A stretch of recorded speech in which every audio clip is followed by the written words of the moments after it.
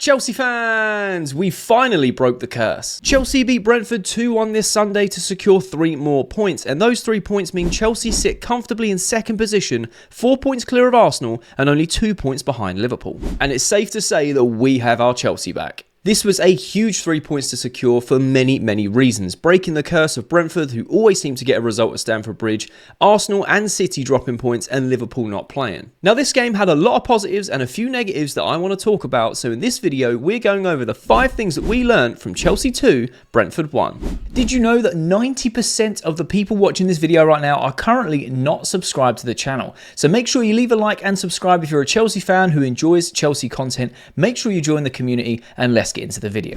The first thing that I want to talk about is team chemistry. It was on point tonight against Brentford. I don't think I've ever seen this Chelsea team look so cohesive. The only game I would possibly argue is the 3-0 win at Aston Villa, or potentially some Conference League games where again we've just looked like a cohesive unit. But overall, we looked superb. All the players looked telepathically connected, from Sanchez to the back line, to the midfield, to the forward line. Players knew where their defensive roles were, their attacking roles were. We knew where we were going to counter. The intricate passing on the breakaways throughout the game, it was absolutely superb. And Enzo Maresca's system, the culture, the mentality that he's instilled in these lads is just becoming an unwreckable force. Like, every player wants to fight for the shirt, and it really showed against Brentford. Everyone put in 110%. There isn't one player really that I said let the team down in terms of a performance. We will get onto that a little bit later in the video because I do think there was a few things that did let us down. However, as a team playing, the chemistry, you could feel it through the screens. I can only imagine what it was like being at the bridge last night, because the atmosphere just seemed rocking, and we didn't let Brentford get a sniff for large majority of the game. Yes, they had chances, but we kept the pressure on, and the team knew exactly what they were doing. The second thing that I want to talk about is controlling games. This is something that Enzo Maresca has said in multiple press conferences, post-game interviews, just out in the media. He has said that Chelsea won't be competing for a title until they can control games. And this is something he's trying to instill with his system. And this is something that we're slowly seeing. But against Brentford last night, we absolutely controlled this game throughout. I think after the first half had finished, Chelsea had over 70% possession. It was unbelievable. The amount of chances we created, yes, you can argue we should have been more clinical. I feel like the way this Chelsea team plays is we just create a lot of chances, which is something that we used to struggle with in the last couple of years under the myriad of managers that we had. Then it was also that we weren't clinical enough to finish them off. With this Chelsea team, I do not worry. I genuinely do not worry when we're creating chances and we don't put them away as often, because I know that there's going to be 2 or 3 more chances coming within the next few minutes. It's so creative going forward, and it only takes a split second for this team, whether it's on the counter, whether it's during an attacking phase, to create another chance. And I know with our players that are becoming more and more clinical and taking more and more of their chances, that we are just going to outscore teams throughout the season. It's not going to happen every week. Of course it won't. But when we are playing the teams that we should be beating, I don't panic. I feel like, right, the goals will come. We just have to be patient. And against Brentford, the controlling side of it was absolutely spot on. Now, you could argue that Brentford had one of the worst away runs this season. They've conceded the most amount of goals for them this season, but they've also scored. I think Chelsea and Brentford are the highest scoring teams this season so far. So you have to take things into account. I think Maresca got the tactics right, and the team executed their jobs perfectly. We controlled large parts, even in the second half. Yes, Brentford got their chances, and eventually they did score a goal as well. We unfortunately conceded.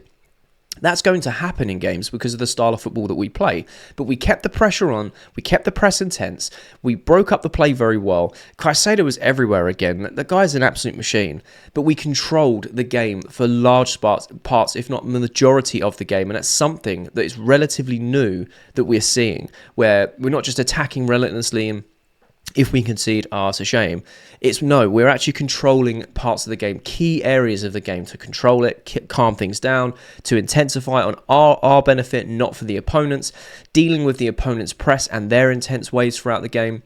I feel like the control side of it is slowly clicking into place with Enzo Maresca's system. The third thing that I want to talk about is Robert Sanchez. I personally feel like he had a fantastic game against Brentford. He did all of the basics right, which is what a lot of Chelsea fans are asking for. Just do the basics. We know you're a good shot stopper. It's the basics that let you down. I felt like his distribution was spot on. When he needed to clear it, he did. His long balls were pretty much always converted with a player controlling it or getting on the end of it. He made some huge saves to keep Chelsea in this game. I think he had one lapse of judgment in the first half, which made every Chelsea fan's heart sink. And that's when the ball rolled under his foot while we were passing around the back. Other than that, his passing was spot on. I don't think he put any of our players under any unnecessary pressure. He had some huge saves. His distribution was great, and I feel like he all round had a fantastic game. Yes, he conceded a goal, so you can kind of say that goes against him, but there have been goalkeeper performances in the past where, even though they concede, they've been one of the best players on the pitch. Now, I wouldn't say that Sanchez was one of the best players on the pitch. I felt like he did his job tonight when he was called upon, and he did his job very, very well. And that's all that we ask as Chelsea fans. There wasn't a moment last night when I was watching the game that I felt anxious with Sanchez on the ball, or when he was called to collect a cross or just come, pick up scraps from an attack to distribute the ball, because he set the game off with a really high precedent of like, cool, I'm just going to keep it simple, keep my calm. Now, yes, there were phases where Brentford were pressing high. There were phases when they were happy to let us have the ball. And that's obviously going to make things easier for the goalkeeper playing out for the back. But I believe that Sanchez is a confidence player, and a performance like this will continue to increase his confidence. And hey, look, we all want a different number one at Chelsea. I think that's a unanimous decision. And I'm always on Sanchez's back, just like a lot of Chelsea fans, when things go wrong. So it's only right to give him credit when he plays well. And I will always do that. I'll always be fair. And I just feel like he had a fantastic game against Brentford. The fourth thing that I want to talk about is Nicholas Jackson. Now, Nicholas Jackson, we know, has become a transformed player this season, and he's scoring goals. He's now got 9 Premier League goals this season. He could, if he scores against Everton, he'll have 10 league goals before Christmas, which is a stark improvement on what his first season in English football was. And if you look at the stats of non-penalty goals, he's outscored Mohamed Salah since the start of last season. The guy is really, really good. And if you're not backing Jackson, I genuinely can't see the angle, because he's been fantastic. Last night, however, was slightly different. Now, I've given him a green box because of his perseverance and his mentality. And of course, he got his goal, which ended up being the winner. And it was a great finish, a very clinical finish. If you look at the angles, and he shouldn't have really scored from there. It was a very well taken goal, especially when he missed an open goal. And a lot of parts of his game that he's usually typically good at wasn't coming off as much as it normally is. But his tenacity and his mentality to get involved and keep going when he could have easily let his head drop deserves to be mentioned, and it deserves to be highlighted, because the mentality that Maresca is instilling in these players is unbelievable. It's turning us into mentality monsters, which is what you need if you want to be competing and winning things, whether it's now or in the future. Maresca is so hell-bent in saying that in the next 5 to 10 years, Chelsea will dominate, and we are slowly seeing the first phase of this plan being implemented. Nicholas Jackson come off against Tottenham, and he was visibly upset. And Maresca at the full time, went and not consoled him. He wasn't, in tears or whatnot, but, put his arm around him and said, okay, you did a really good job. You might not have got the score sheet, but you did well. And he came out against Brentford and proved to everyone, like, I deserve to be on this pitch. And his last kick of the game before he was substituted was a goal. And I just feel like he is becoming such a good player, and he's evolving every week. It's always something. We know his link-up play is good, and we know that his hold-up play is decent, and he can drive and carry with the ball very, very well. And at times it worked against Brentford, at times it didn't, but he just kept going with that tenacity and that mentality of, I want to make a difference and I want an impact on this game, and he got his reward. So Nicholas Jackson gets a box for me. Now, before we get into the fifth and final thing that we learned from Chelsea 2, Brentford 1, I have some honourable mentions. And the first honourable mention is Noni Madueke. I personally felt like he had a fantastic game against Brentford. I saw online a lot of comments about how he's still selfish, he didn't have a great game, he couldn't get involved, blah, blah, blah. He had an assist, and it was an unbelievable cross for Cucurella's goal. It was a great cross in, something that we don't see Noni do nearly as much as we should. I feel like he had a fantastic game, defensively as well as offensively. Yes, there were times where it was either a misplaced pass, it was cut out or intercepted, but again, he kept digging in and getting involved in the game, and he got himself an assist. And it's very easy for Noni Madueke to be used as a scapegoat when things don't go right, because he's selfish, he always picks the wrong passes, decision making is not great. And I'll admit, I've done a video on why you should should have been dropped, because I feel at that time he should have been in that current form he was in. But he played tonight like he didn't want to be dropped for the next game, and you could visibly see that. And I feel like, again, it needs to be highlighted as much as it is hit with negativity. It needs to be hit with positivity. I struggled to decide whether he got like one of the things that we learn or an honourable mention between Jackson and Noni, because again, like, I just feel like they're quite equal in terms of being positive and showing that mentality. But I felt like Noni Madueke had a very good game. I thought his decision making was a lot better. He was nowhere near as selfish. There was actually a few opportunities that he had where he should have been selfish and chose to give service to other players, or at least attempt to. And that's something that we've been screaming out for, and I still see people online saying, he's still too selfish, he still doesn't know how to pass the ball. I felt like his game was unbelievable tonight. Not a man of the match, but you could definitely see that it was a dig in, fight for my place, and make sure that I make an impact on this game. Defensively, he was great, and he was tracking back as much as he can. Now, obviously, there might have been a few moments where he didn't run back as fast or whatever. The guy's not a machine. Not everyone's got the engine of Moises Caicedo. But overall, the entire game, he was tracking back defensively and trying to intercept balls, and the pressing was a lot better. And then going forward as well, I feel like the decision-making was great. Got himself an assist, so for all the people that care about GA, that can tick that box as well. Overall, I just feel like he had a very good game, and it should be highlighted. And my second honourable mention is we finally broke the curse. Now, I had a lot of people comment on the preview video to this game saying, what curse? What are you talking about? We haven't beat Brentford in the Premier League since they were promoted to the Premier League. And I had a conversation in my TikTok comment section about this with someone, and they were saying, yeah, but it was the last couple of years when we were a bit up and down and everyone was kind of beating us. I agree to a point, but Brentford just seems to be one of those bogey teams, and it was becoming a bogey team of like, we've got Brentford, home or away, we're going to lose. The last time that we beat these guys was October of 2021 in the Premier League. We did beat them in the EFL Cup, I believe, once in that sort of time frame. But to break the curse is just such a relief of knowing that Maresca, his system, this team, the way that the club is going right now, they're not going to be stopped by teams that aren't going to... If teams aren't going to show up at the Stamford Bridge and put on a show and actually try and go at us and win, they're not going to beat us. Now, yes, the last sort of 15 minutes of the game, Brentford did come back into it. A lot more chances. They did hit the bar. We were fortunate in that sense.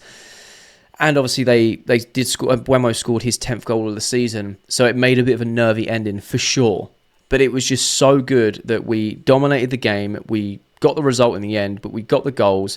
We tried sitting back a little bit, just trying to, keep Brentford out. They get one back, and rather than crumbling and capitulating like we have done in previous results against these guys, or just in the last few seasons, we dug in and we got the result. So I am just very thankful that we've finally broken this curse of beating Brentford at home or away, and we can just move on and continue in the league, in just the season, and be like, I don't know, it's just something that's flown, the weight has just flown off my shoulders. I'm like, this is amazing that we can get over these bogey teams and we can create new superstitions going through the season. And the fifth and final thing that we learned from Chelsea 2, Brentford 1, is Marc Cucurella is the best left-back in the Premier League.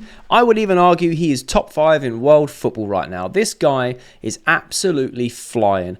Unbelievable performances. Every single game he's wearing a Chelsea shirt or a Spain shirt right now.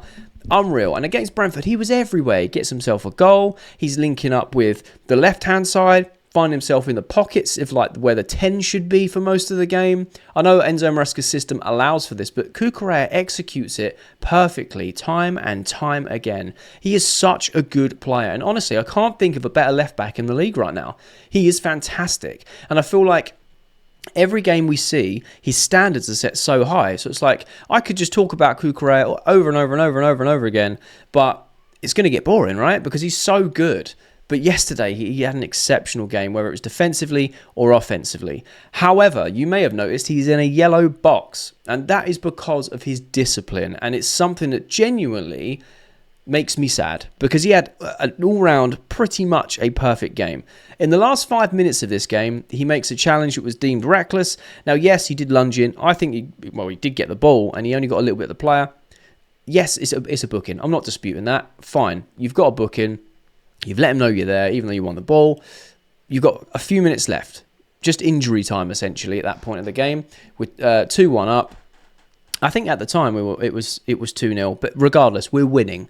You just need to see the game out.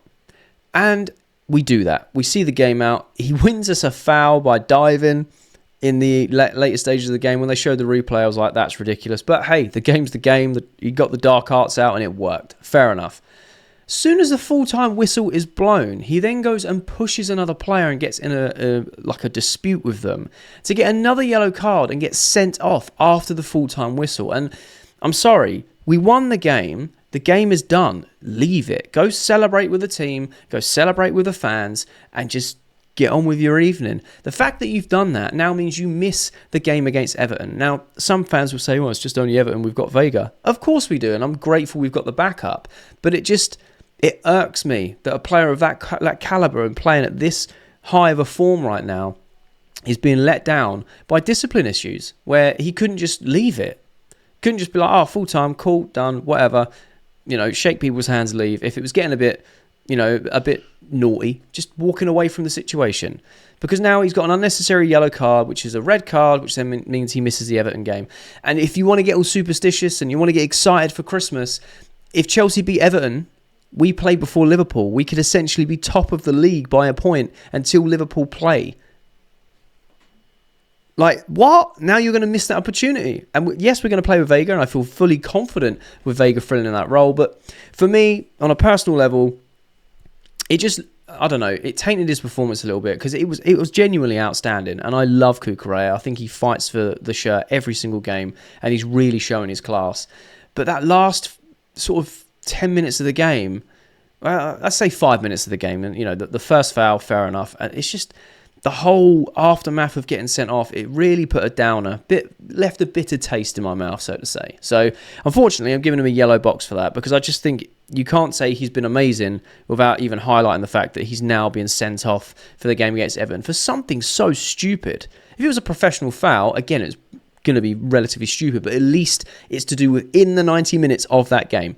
Right, but to get booked a second yellow after the game is finished, it's juvenile in my opinion. So those are the 5 things that we learned from Chelsea 2, Brentford 1, plus some honourable mentions. Do you agree with my analysis or do you disagree? Let me know your thoughts in the comment section below. I love having a conversation with you guys. And if you did make it this far to the end of the video, there'll be a thumbnail that pops up on the screen. So if you are a Chelsea fan who enjoys Chelsea content, make sure you click that thumbnail because you'll enjoy that video too.